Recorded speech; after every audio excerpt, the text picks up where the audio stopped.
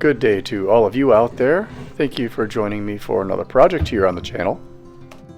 The goal of this build is to create a knockdown style table that can work as a game table or as something for tea, or just an elegant side table that can serve many different purposes depending on the home that it lives in. And we've got 4 small pull-out drawers that can have multiple purposes. So this is the first part of a 2-part video tutorial. This video will be depicting creating the tabletop, and the second video will be the table base. So I went through multiple phases of this concept design for this table and landed on a 2-part base that securely interlocks and a top that sets on and also locks in place with 2 simple locking mechanisms.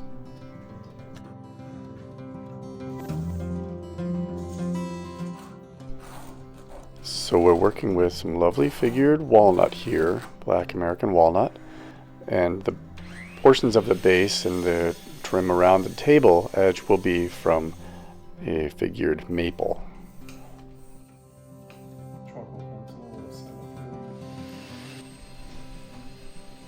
So let's head over to the table saw and just do some preliminary initial cuts and get us down to size. And then we'll head over to the router for jointing. Now if you have a jointer, that's fantastic. I do not have a jointer in my small workshop, but I tend to do pretty well with a flush cut trim bit at the router, which you'll see here very shortly. Alright, so we've got our 3 general pieces planed, generally squared, not perfect right now. And what we're going to do to joint them without a jointer is we're going to run through a flush trim bit edge on a router. Now we got 3 pieces on a nice little triangle. So we'll do the medial edge, the inside edge here of this piece specifically.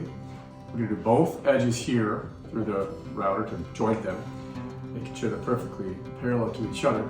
And we're going to do this edge here of the left-hand piece. What I like to use is, this is just my trusty flat edge, straight edge. This is just a piece of plywood I had bought, 1/2-inch birch ply from, actually not birch, just some junk from a home improvement center. And what I do is I mark factory edge on this, just so I remember so it's reusable. And let's start on another piece here. What I'm going to do is use some 2-sided tape on this, but this will be my straight edge. So let's put some 2-sided tape here, a couple pieces. Very simple way to join things. Assuming you have a router, do your best on a table saw if you can. But now this is what the bearing on my router is going to be using there as a guide. So about in the middle where my tape is here and here, I'm just going to have a slight overlap where this kicks over the edge a bit.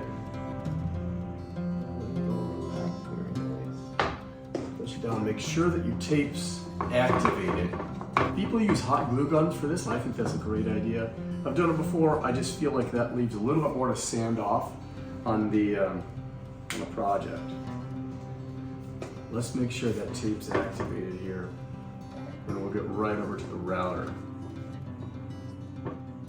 Just a slight overlap there,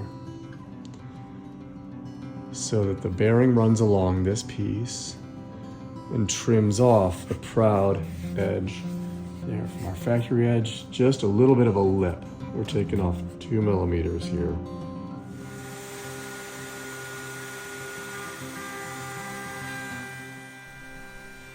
And we'll make a couple of passes here at the router, each going a bit deeper and pushing a little harder to get that perfectly aligned with that reference edge. Then we'll clean it up a little later with some sanding and some hand planers. Scraper, chisel, or anything to get this right off here.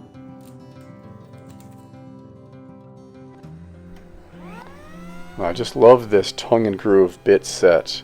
The set that I have is from Freud, and I have it for building cabinets, and it's just fantastic for joining tables like this. And you'll see I'm slightly off center.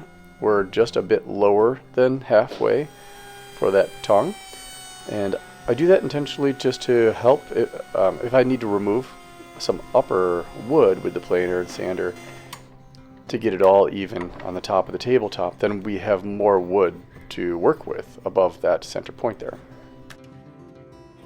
Now when you're adjusting this groove cutting portion of the bit set, you're going to align that top portion of the blade to the tongue that we've previously cut.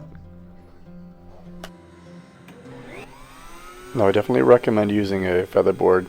There you can, you just want to apply nice even downward pressure so that as you course through the wood, the board, you're not having a lower part and an upper part.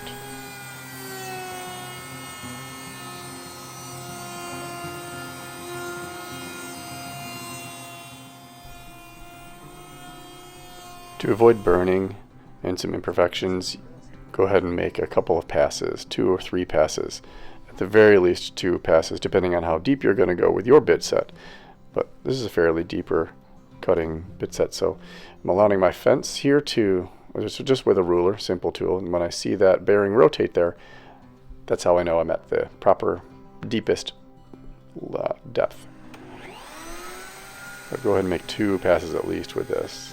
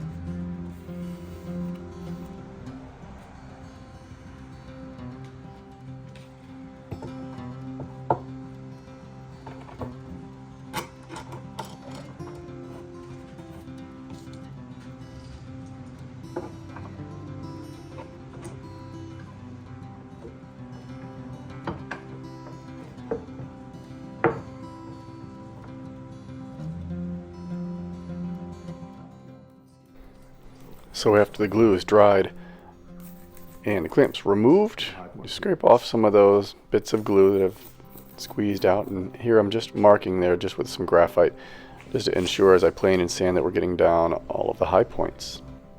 Inevitably, especially with me, you got a few high points with a project like this. Now this is highly figured in a lot of different areas of the boards here, so unfortunately hand planing is quite a challenge for this, and I leave more to the random orbital sander and hand sanding than I would have preferred.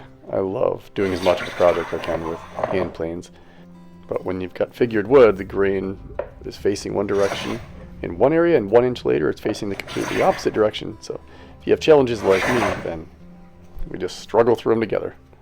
I find if I hold it at an angle, that can help out a bit.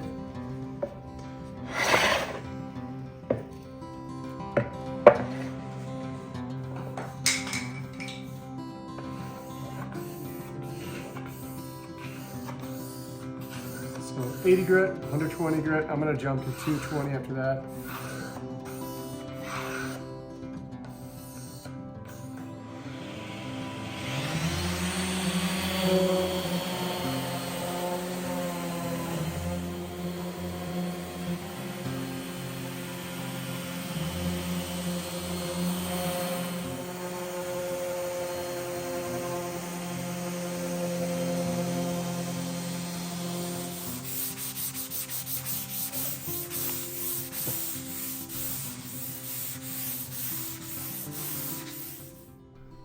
So let's get started with this piece of 1/2 inch ply just as my template. That'll be our form that we model the edge of the table after. We're going to use the same sloped edge for the shorter edges of the tables, left and right, and the top and bottom there, we're going to use the same sloped edge, keeping it nice and simple with the same degree. Very, very subtle degree, just a couple of a degree there. And we're using a ruler just bent and anchored in with a few clamps and just some graphite there to mark that out. And we'll head over to the workbench and just cut that out. As you see, it's done here. Just a simple job for the jigsaw. And we're at, set this up at a right angle nicely.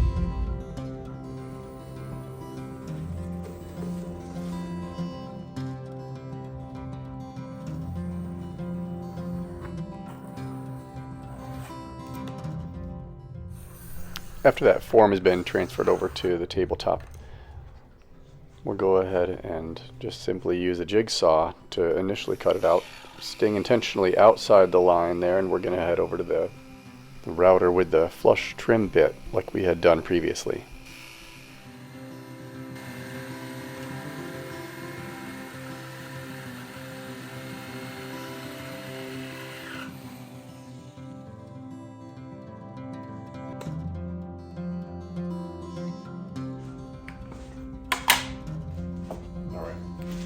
Just so the two-sided tape comes off easily, I like to put some painter's tape down. Just make sure that's centered nicely. Two-sided tape on top of that.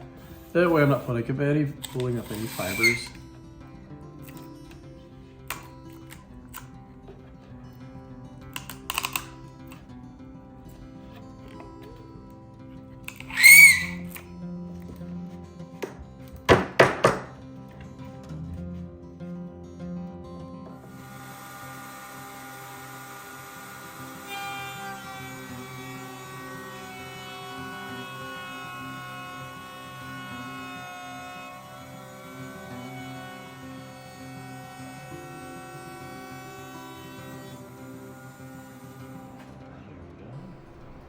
After cleaning up all four of the edges of the tabletop, I'm going to go ahead and lay that on top of a piece of maple and just scribe out the lines and work again with this simple jigsaw just to get out all four parts of the tabletop trim. That'll just sit just below the surface of the table.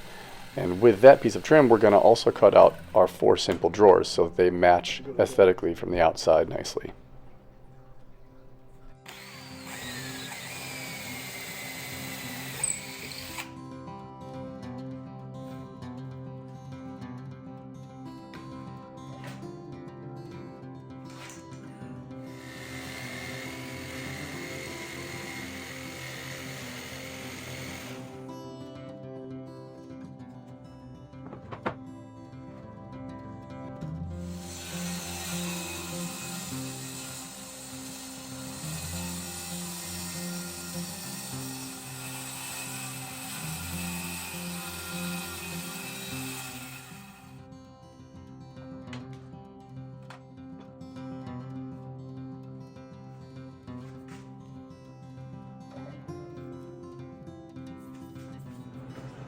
We're putting together our border here.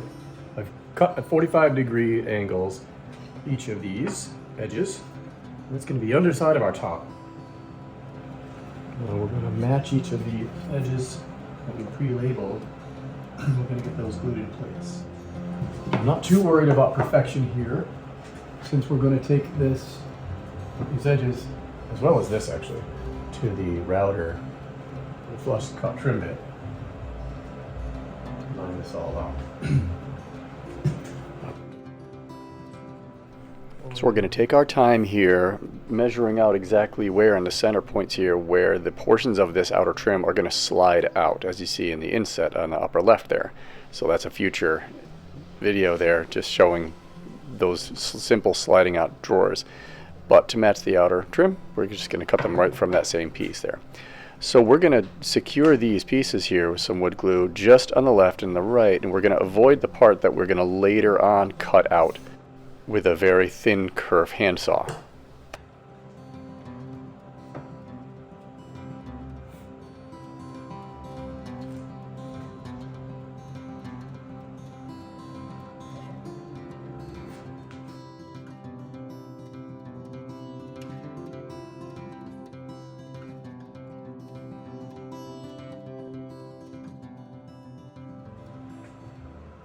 after the trim is dry, we're removing those clamps and we're going to head over to the router with that flush trim bit like before, and we're going to make sure all 4 edges align with that top perfectly and beautifully.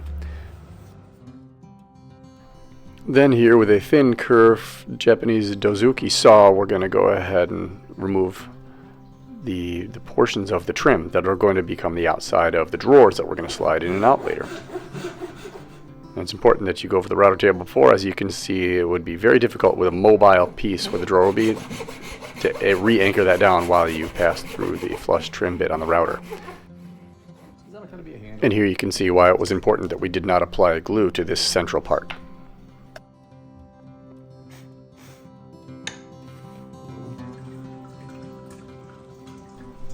So considering this table is going to be a knockdown type table where the top portion of the table comes apart from the 2 parts of the base of the legs, I wanted to make sure that the handle, which is basically the rim all the way around this table, the trim rim, that's going to be secure. So we've done a good job with the wood glue. We know wood glue is extremely strong, but I went ahead and drilled down right through to the base. We'll go about 1/4 of an inch into the, not base there, but the tabletop there. And I'm inserting some dowels there just to ensure that we've got a nice secure attachment to this portion, especially on the corners. This will be where a person grabs the tabletop and removes it. So I don't want that slipping over many years of use.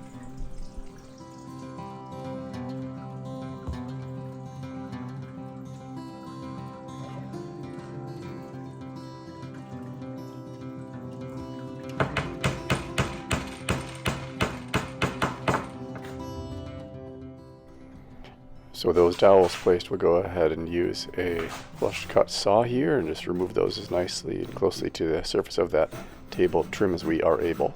And if you haven't noticed the large X in the middle of the bottom side of the table here, I'll mention that now. I completely forgot to film that part, but went through the center there and set an inlay with the straight cut bit on the router, from the router, just so we have an area for the base table legs to set in there, just to make it a bit more secure.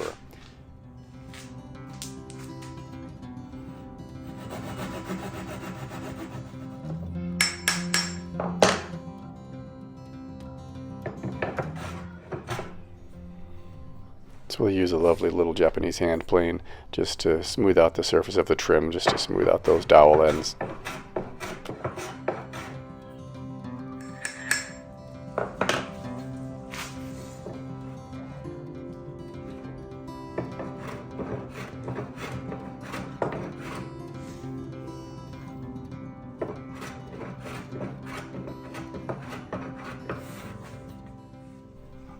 So when creating the small drawers for the tabletop, let me just freeze frame the video here and take a look at the inset that shows a router bit by Whiteside. It's a tray and a bowl router bit, a multi-purpose router bit. It's a fantastic tool to have at your disposal.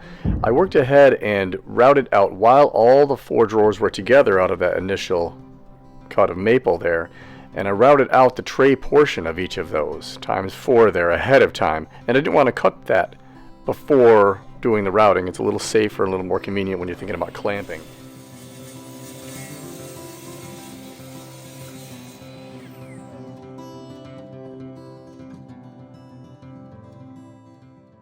So after separating all 4 of the drawers, we'll head over to the router, and using a simple straight bit, we'll just route out the edge there, kind of creating a rabbit edge, but that will be the sliding portion of the drawer, and it will overlap another simple part of wood that holds the drawer in place. And we'll use whatever sanding methods we have available here. Love this little guy for these small intricate corners and things. Now the router bit that I had mentioned is definitely a culprit for causing some serious burning. I got some of that, but sanding was able to take care of some of that, the burning. So especially that's true with maple and with cherry wood, unfortunately. But with some delicate sanding, we're getting these drawers to a nice smooth state, and we'll get them supported with some wood here that we're cutting, that we've trimmed at the router.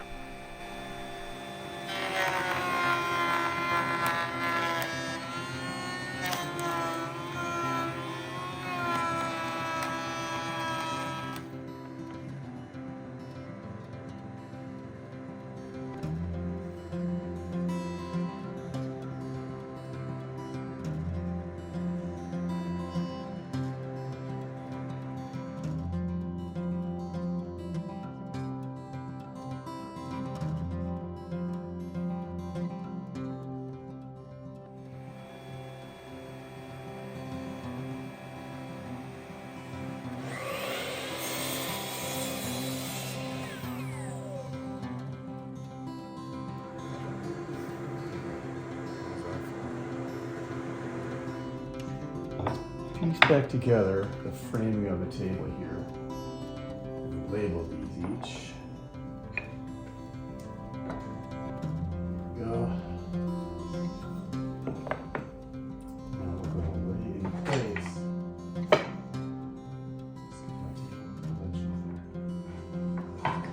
There. The other pieces here. Still probably have to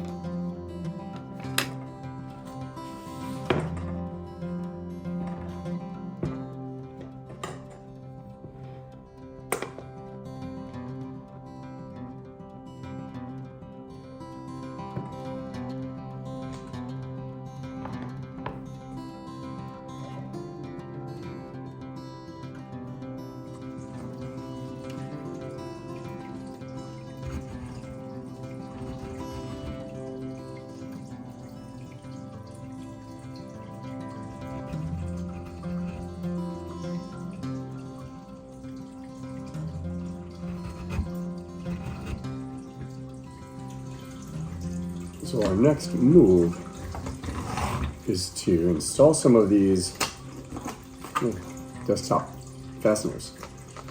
I've already taken a bunch out of the package here. It came with a few more. Some little screws. And we're going to attach these to the underside of our tabletop for our drawers to slide on. Now, as our drawer slides here, I don't want those to be in the way. But what we're going to do is use a Forstner bit. And we're going to scribe a little circle there so we can embed this about 1.5 millimeters for its depth. And very simply, we'll just, I'm going to use this as just a simple clamp here so my fingers doing the best job. Slow speeds with your Forstner bits. And I'll get my hand out of the way, it's a little more safe.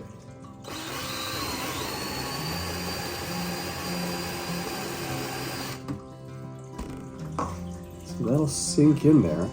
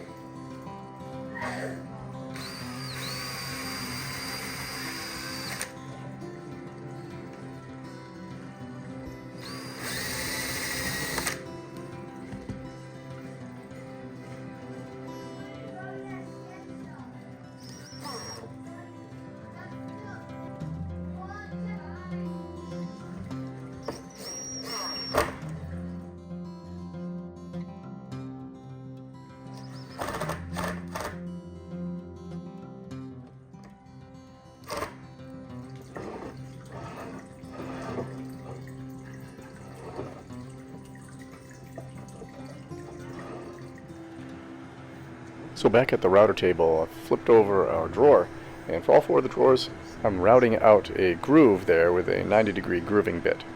And this little groove will specifically serve this purpose of holding up the small wooden letters for Scrabble, playing the game of Scrabble. So we're lining it up with the edge of the tape here. That's how I know as I plunge this down. It's kind of a blind plunging there. I've lined the edge up with the edge of the tape, And as I release on the other side after traveling through the router, I'll know by a secondary piece of tape on the other side when to lift that right off the edge there. And I'm using a miter gauge to slide this drawer across the router bit here, simply because that upper portion, or the outer portion of this drawer, is not a straight line. It's a rather arched angle up above there. Now we'll grab a simple round over bit there for the router, and on the underside, the opposite side of each of the 4 drawers, that'll be a place where our fingers can grab and pull out the drawers. We're just going to have a little inset grabbed area. We're not doing any knobs or anything silly for the underside to pull the drawers out. Just a little catch area where your fingernails can grab and pull out the drawers. We'll just set that to its nice level, and we'll do a couple of passes on the underside of the boards just to get the proper depth for that router bit.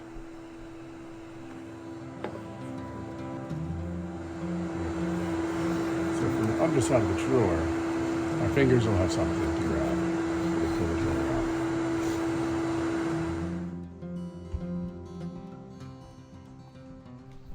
So to further stabilize these drawers as they're pulled out, we're going to install a very simple T-glide system with a screw sticking out of it'll be the top facing the top of the table, but from the underside, and we'll route out with a T-glide router bit, just like you see in some wonderful woodworking tables, or workbenches. We're going to do the same thing on the underside here. So we're going to line this up here, this very minuscule drill bit, just to mark when that drawer is in place, closed, where the start of our little routed out T-glide system is going to be. This is kind of optional, but the primary purpose is helping it come in and out straight, but primarily so that I have a stopping point that's very secure so that the drawer just doesn't pop right out. You can slide these drawers right out right now, but without this little glide system, Good job, the drawer would come right out, which would be a bit of annoyance. So let's make our track here. This will slide right in there. We'll remove these. Just shortly. We're ready.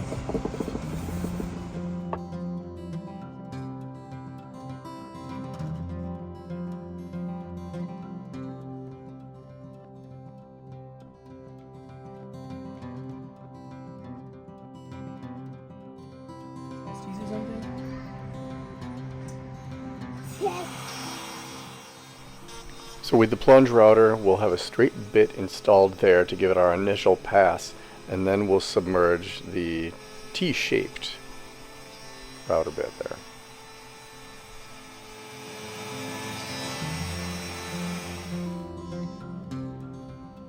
Let's install this T-slot router bit.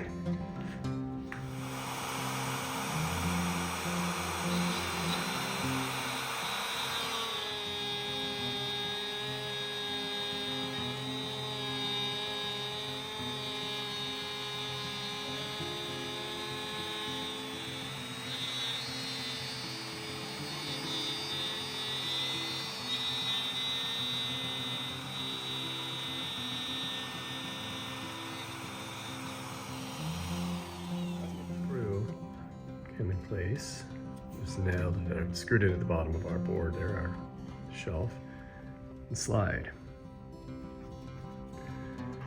There it is. Let's see how we work. So we've got to remove some of the edges here. Sides. Our drawer. Let's pop them right out here.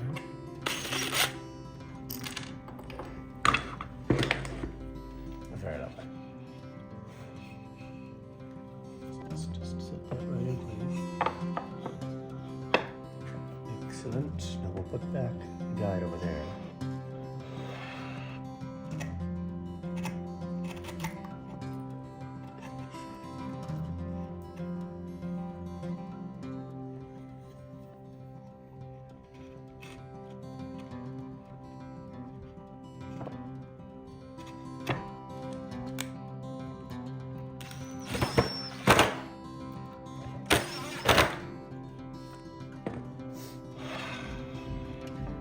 Excellent. That's our prototype and it works. Let's do the other three. So for finishing, the process I'll work with here is to just clean off the table with a damp rag after vacuuming it off, just to get all the dust. We're going to raise the grain with some simple water, and we're going to let that dry a few hours. And if you do elect to raise the grain just with that damp cloth, you will have to sand it very gently again. You can use 220 grit lightly, and that usually does the job. Then we're going to wipe it down thoroughly, scrubbing it down with some mineral spirits. That's going to dry for fully 24 hours. After that, we're going to apply some Watco brand Danish oil. Fantastic product. I've used many times in many projects, and it's just with 3 different coats, very, very resilient and very beautiful, lustrous finish. And we're using the medium walnut variety of this, so it's got a bit of pigment in there, but not as much as the darker walnut, the black walnut, or some of the further darkened varieties of this Danish oil. But it's an excellent product. So we put it on there liberally. I use a little fragment of a t-shirt. It's just folded over a bit. So we're going to generously apply that to all the surfaces. At the end of that, we're going to let it all sit 15 minutes. We're going to watch it during those 15 minutes, though. In any areas where it's soaked in and kind of looking dry quickly, we're going to reapply. After that coat is, thoroughly, everything is thoroughly coated, we're going to wait the full 15 minutes. And we're just going to come back through with some shop rags and thoroughly wipe off all the Danish oil. And we're going to let that dry fully for 24 hours, and we're going to do the same thing 2 more times. So this gets 3 full coats of Danish oil on all the surfaces, top, bottom, and that'll give us a really nice, durable, beautiful, lustrous finish.